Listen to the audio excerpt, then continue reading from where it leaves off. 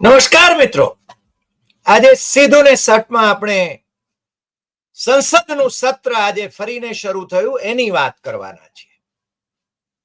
અને સંસદનું સત્ર જેવું ને શરૂ થયું, લોકસભામાં વિપક્ષના નેતા રાહુલ ગાંધીએ મતદાર યાદીઓમાં જે ગોટાળા થયા છે એની વાત ચર્ચવા માટે માનનીય અધ્યક્ષને આગ્રહ કર્યો. પરંતુ માનનીય અધ્યક્ષ ઓમ બિરલા, તમે તો જાણો છો, એ કહે છે કે સરકાર થોડી આ મતદાર યાદીઓ તૈયાર કરે છે.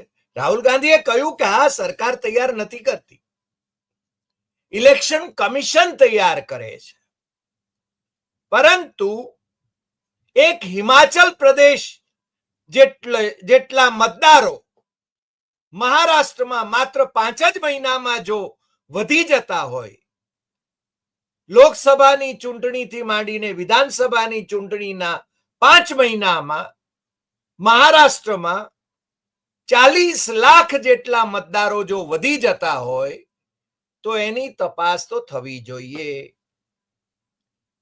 એકાએક આવું કઈ રીતે બને? અને તમને ખ્યાલ હશે કે રાહુલ ગાંધી વિપક્ષના નેતા છે ત્યારે એ તમામ વિપક્ષ તરફથી બોલે છે અને એમને તૃણમૂલ કોંગ્રેસના સભ્યોએ પશ્ચિમ બંગાળ અને આસામમાં પણ આ રીતે મતદાર યાદીઓમાં જે ગોટાળા થઈ રહ્યા છે એ મુદ્દાઓ પણ એમણે ઉઠાવ્યા.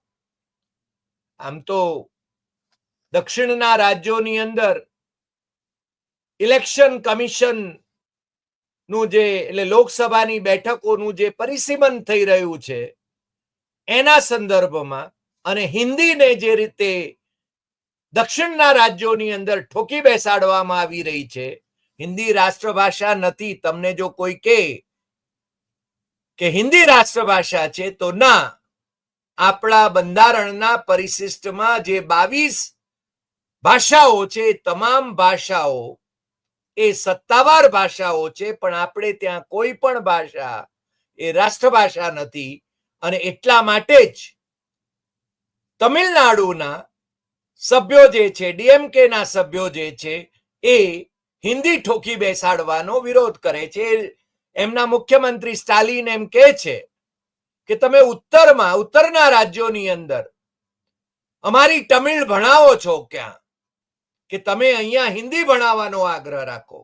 મને લાગે છે એમની વાતમાં તર્ક તો છે, પરંતુ આપણે બધા હિન્દીના પ્રેમી છીએ અને હિન્દી એક લિંક લેંગ્વેજ તરીકે, અંગ્રેજી એક લિંક લેંગ્વેજ તરીકે આપણા દેશમાં ચાલે છે. પણ એ મુદ્દે પણ આજે લોકસભા એમાં ધાંધલ ધમાલ થઈ એ આપણે જાણીએ છીએ.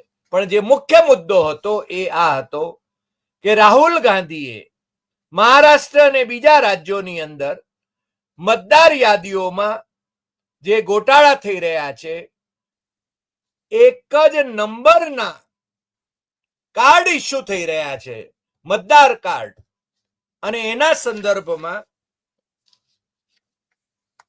મમતા દીદીની ટીએમસી નું એક ડેલિગેશન 6 માર્ચે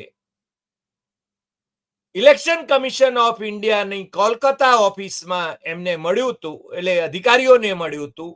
અને મમતા બેનર્જીએ પણ એના વિશે તપાસ કરવા માટે એક કમિટીની રચના પણ કરી છે.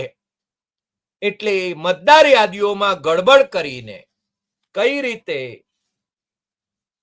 ગોટાળાઓ સર્જાઈ રહ્યા છે, મતદારો વધારી દેવામાં આવી રહ્યા છે, ઈવીએમ નો મુદ્દો તો છે જ છે, પણ જે મુદ્દો આજે રાહુલ ગાંધીએ ઉઠાવ્યો એને સમગ્રપણે વિપક્ષે સમર્થન આપ્યું, તૃણમૂલ કોંગ્રેસે સમર્થન આપ્યું, આમ આદમી પાર્ટીના મેમ્બર ઓફ પાર્લામેન્ટ સંજય સિંહે પણ એ એમના ઉપલા ગૃહમાં, સંસદમાં એટલે કે રાજ્યસભામાં, અને ટીએમસીના એમપી સુગત રોય એમણે પણ આ મુદ્દે રાહુલ ગાંધીનો જે વિચાર હતો, રાહુલ ગાંધીએ જે રજૂઆત કરી એ રજૂઆતને એમણે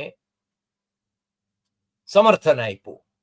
રાહુલ ગાંધીએ શૂન્યકાળ દરમિયાન મહારાષ્ટ્રમાં અને બીજા રાજ્યોમાં મતદાર યાદીઓના અંગે પ્રશ્નો ઉઠાવ્યા અને એમણે કહ્યું कि मैं इस बात से सहमत हूं कि मतदाता सूची सरकार नहीं बनाती, कारण કે પેલા ઓમ બિરલા એમને ટકોરી રહ્યા હતા ત્યારે એમણે કહ્યું કે હા મને ખબર છે, लेकिन पूरे देश में मतदाता सूची को लेकर सवाल खड़े हो रहे हैं. पूरा विपक्ष ये मांग कर रहा है कि मतदाता सूची पर चर्चा हो जाए. અને એ પહેલા સૌગત રાય પણ તૃણમૂલ કોંગ્રેસના જે મેમ્બર ઓફ પાર્લામેન્ટ છે એમણે પણ પશ્ચિમ બંગાળમાં આ મુદ્દે મુખ્યમંત્રી મમતા બેનર્જીના કાગળો એ બતાવ્યા અને એક જ નંબરના મતદાન પહેચાન પત્રો એટલે ઓળખપત્રો એ ત્યાં ઇસ્યુ થયા છે એ ગડબડીની પણ વાત એમણે કરી. એટલે સમગ્રપણે આ ઇલેક્શન કમિશન જે રીતે ગોટાળા કરી રહ્યું છે, આમ તો ઇલેક્શન કમિશન એ કયાગરું કમિશન છે, બંધારણીય કમિશન ગણાય છે, પરંતુ એ સરકારની કઠપૂતળી બનીને અત્યારે વર્તી રહ્યું છે, કારણ કે એમાં જે ચીફ જસ્ટિસ ની ભૂમિકા હતી એ કાયદાની અંદર ઇલેક્શન કમિશનરની નિમણૂક અથવા તો મુખ્ય ઇલેક્શન કમિશનરની નિમણૂક એ prime minister, leader of the opposition અને ચીફ જસ્ટિસ એ ત્રણ વ્યક્તિઓ મળીને કરતા હતા. એને બદલે નરેન્દ્ર મોદીએ એ કાયદો જ આખો બદલાવી નાખ્યો અને પ્રાઇમ મિનિસ્ટર અને પ્રાઇમ મિનિસ્ટરની કેબિનેટના કોઈ મિનિસ્ટર અને ઓપોઝિશન લીડર એટલે કે ત્રણ જણા એ રીતે કરી, એટલે કે ઓપોઝિશન લીડરનો અવાજ છે ને એને છે ને નલિફાઈ કરી દીધો. કારણ કે પ્રાઇમ મિનિસ્ટર અને એમનો કયાગરો મિનિસ્ટર એ જે પ્રપોઝ કરે એ બહુમતીએ પસાર થાય અને એમના કયાગરા, એમની કઠપૂતળી જેવા ઇલેક્શન કમિશનર એ આવે પછી એ ઇલેક્શન કમિશનને બંધારણીય ગણાય કે ન ગણાય એ હવે આપણે વિચારવાનું છે. પણ આ લોકશાહીની અંદર એ જે પ્રકારે ઇલેક્શન કમિશન વર્તી રહ્યું છે એ જોખમો સર્જી રહ્યું છે. એ બાબત ખૂબ ગંભીર છે. એ આજે સંસદની અંદર એની ચર્ચા ચાલી અને આવતા દિવસોમાં પણ આ મુદ્દો ગાજતો રહેવાનો છે. આજે એક બીજા બહુ મહત્વના સમાચાર એ છે કે કેનેડાના પ્રાઇમ મિનિસ્ટર તરીકે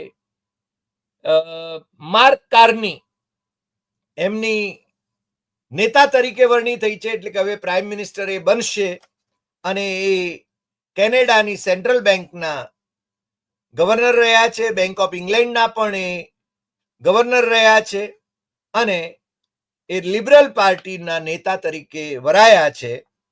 અને તમને બહુ સ્પષ્ટપણે કહી દઉં કે કેનેડાની પાર્લામેન્ટમાં 10 શીખ સાંસદો છે અને 2 હિન્દુ સાંસદો છે અને બહુમતી શીખ સાંસદો એ કાર્નીને સમર્થન આપે છે અને 2 હિન્દુ સાંસદો એ પણ કાર્નીને સમર્થન તો આપે પરંતુ ખાલિસ્તાનનો વિરોધ કરે છે. હકીકતમાં કેનેડામાં ખાલિસ્તાનવાદી ચળવળ એને સમર્થન કરનારા ઘણા બધા શીખ સમાજના લોકો છે અને અમારા એક કેનેડિયન મિત્ર કહી રહ્યા હતા કે ત્યાં ખાલિસ્તાનની વિરુદ્ધમાં બોલવું એ પણ જોખમ છે. એટલે આ કાર્ની ભારત સાથે સંબંધો સુધારવા માંગે છે, કારણ કે જસ્ટિન ટ્રુડો જે વિદાય લેતા પ્રાઇમ મિનિસ્ટર છે એમની સાથે ભારતના સંબંધો બગડ્યા હતા. આમ તો નરેન્દ્ર મોદીએ એમની સાથે પણ ગળે મળવાના ખેલ કર્યા હતા. આ ખેલ હું એટલા માટે કહું છું કે હવે નરેન્દ્ર મોદીના મુખ્યમંત્રી ભંવરલાલ શર્માએ જ એમને છે ને બહુ સારા એક્ટર ગણાવ્યા છે, એટલે હું એ ખેલ કહી રહ્યો છું. કારણ કે નરેન્દ્ર મોદી એક્ટિંગમાં સારા છે એવું એમની જ પાર્ટીમાં હવે કહેવાવા માંડ્યું છે. એટલે મને લાગે છે કે એ જો વડાપ્રધાન તરીકે નિવૃત્ત થાય ત્યાર પછી કદાચ બોલિવૂડમાં પોતાની કારકિર્દી એ આગળ ધપાવે તો મને તો બહુ આશ્ચર્ય નહીં થાય. પણ આજે આટલી વાત. ફરી મળીશું નવા એપિસોડમાં નવા વિષય સાથે. તમને જો આ એપિસોડ ગમ્યો હોય તો સૌથી વધુ શેર કરશો, લાઈક કરશો, કમેન્ટ કરશો અને આપણી યુટ્યુબ ચેનલ ડોક્ટર હરિદેસાઈ સત્યમેવમ તથ્યમ એ સબસ્ક્રાઇબ કરવા માટે મિત્રોને જરૂર જણાવશો. નમસ્કાર.